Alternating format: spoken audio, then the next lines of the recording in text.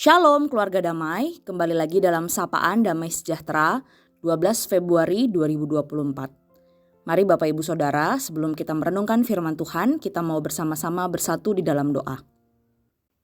Kami bersyukur ya Tuhan, karena Tuhan memberikan kami kesempatan untuk kami boleh memasuki hari yang baru di minggu yang baru. Kami bersyukur untuk penyertaan Tuhan di sepanjang minggu yang telah berlalu, dan kami percaya Allah yang sama juga adalah Allah yang akan selalu menuntun dan menyertai sepanjang perjalanan kehidupan kami di minggu ini.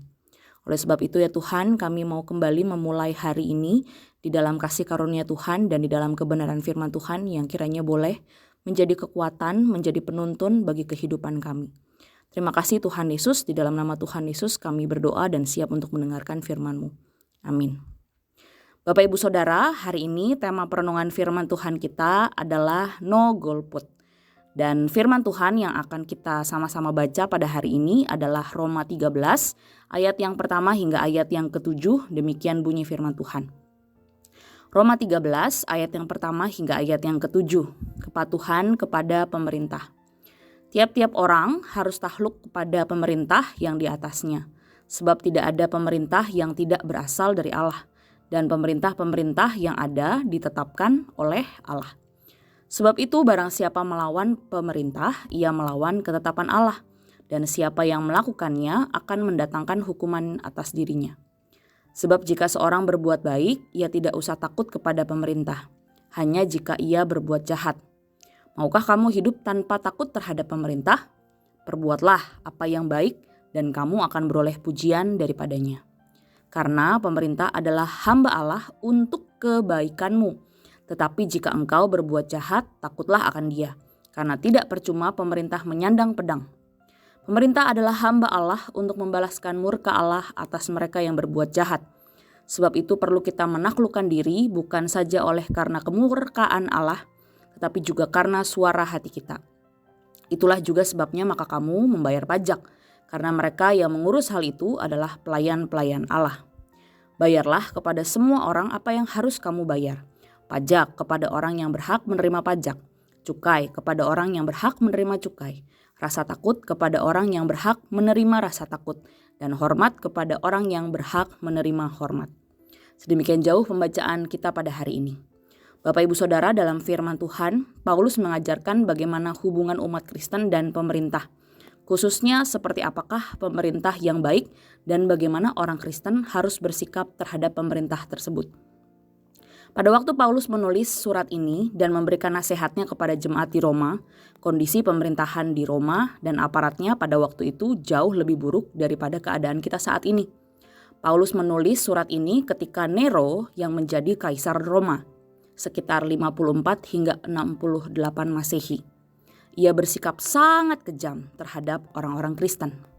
Tetapi Bapak Ibu Saudara, apa alasan Paulus mengatakan firman Tuhan yang demikian? Pertama, karena keberadaan semua pemerintah ada di dalam kedaulatan Allah. Bahkan jika pemerintah itu jahat, maka Allah sendiri yang akan menumbangkan pada waktunya. Allah saja yang berhak menghakimi semua pemerintah, yang baik maupun yang jahat.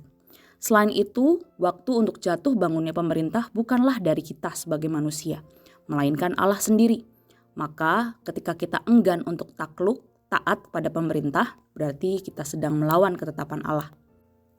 Dan yang kedua, pemerintah diberikan oleh Allah untuk menjamin keteraturan dan kemakmuran rakyatnya. Di dalam ayat yang ketiga dan ayat yang keempat. Itu berarti pemerintah menjadi alat Allah untuk memastikan keadilan bagi rakyat. Betapapun korupnya sebuah pemerintahan, tetap lebih baik daripada tidak ada pemerintahan sama sekali. Oleh sebab itu, seharusnya kita terus berdoa agar Allah bekerja melalui pemerintah untuk mewujudkan keadilan dan kebenaran.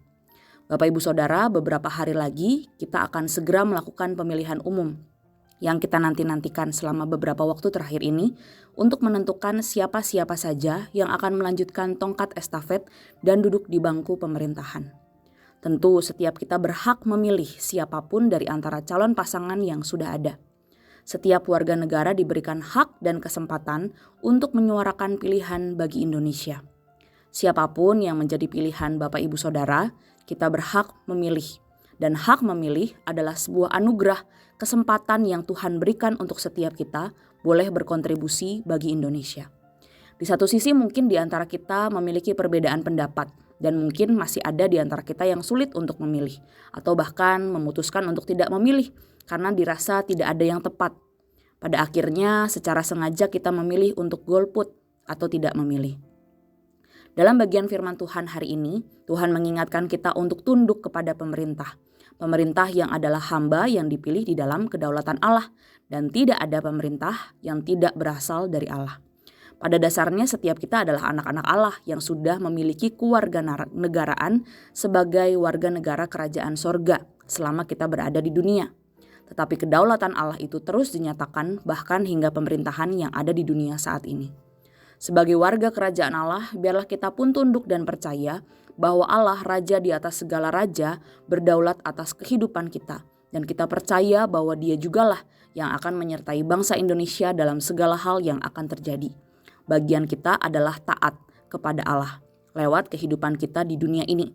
Salah satunya adalah melalui pemilihan umum. Biarlah kita melihat pemilu sebagai bagian dan rencana Allah bagi kita untuk ikut serta dalam karya Allah bagi Indonesia. Siapapun yang akan kita pilih, biarlah kita menggunakan hak pilih kita dengan baik seperti kita melakukannya untuk Tuhan dan mempercayakan segala pilihan untuk terjadi di dalam kedaulatan Allah Raja di atas segala raja.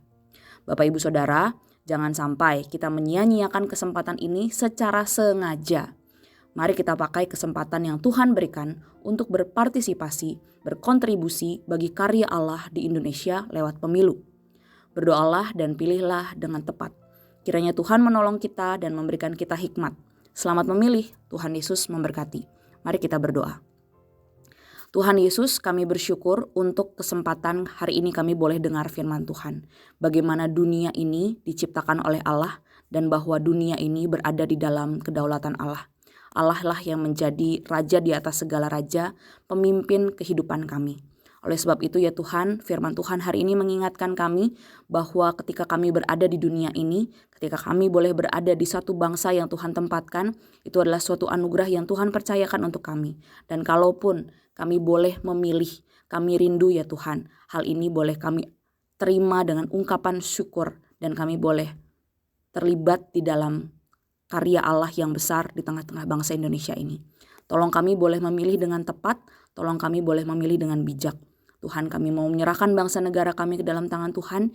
Kiranya orang-orang yang takut akan Tuhan sendirilah yang boleh duduk di bangku pemerintahan. Dan kami percayakan kehidupan kami, bangsa Indonesia, ke dalam tangan Tuhan. Terima kasih Tuhan, kiranya Tuhan sendiri yang menolong setiap rangkaian pemilihan umum yang akan segera kami lakukan. Tuhan berikan damai sejahtera, Tuhan berikan hati, kesatuan hati untuk kami boleh memberikan yang terbaik untuk bangsa negara kami. Terima kasih Tuhan Yesus, di dalam nama Tuhan Yesus kami berdoa dan mengucap syukur. Amin. Selamat beraktivitas dan selamat memilih Bapak Ibu Saudara, Tuhan Yesus memberkati.